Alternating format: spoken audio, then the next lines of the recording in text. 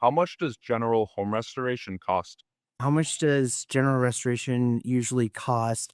Kind of depends on how large the project is. Sometimes it can cost less than a deductible, which those even vary in themselves. And sometimes they can cost 10 times more than most people's deductible. But really just kind of depends on what happened in your home and how big that issue is. Are home restoration expenses covered by insurance? Are home renovations covered by insurance? That really depends on each person's policy individually.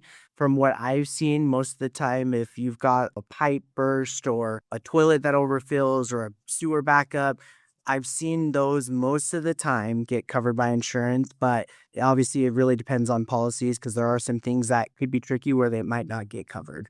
What should I look for in a home restoration contract? What you should look for in a home restoration contract, you want to make sure that one, it's got a price, and two, you want to make sure who's paying for that price. I'd say that's probably one of the most important things in there. And then check for any errors. Sometimes your deductible could be off, or a price could be off, or you could have been told something different. And then make sure you can see the outline of the work that's going to be done in your home and make sure that everything's included that was there before. Can home restoration improve the value of my house? Can home restoration improve the value of your home? Absolutely. There are some opportunities to where, you might change your carpet in a room into a sheet vinyl or an LVP or a tile, and all of those things are going to be considered as an upgrade, which you can kind of envision that could upgrade or improve the value of your home. How does home restoration impact insurance premiums? So when you have a home restoration project in your home, a common question people ask is that can affect my premium.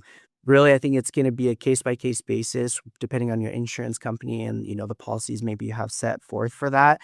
But most of the time, a lot of my homeowners tell me it usually does bump up their premiums a little bit.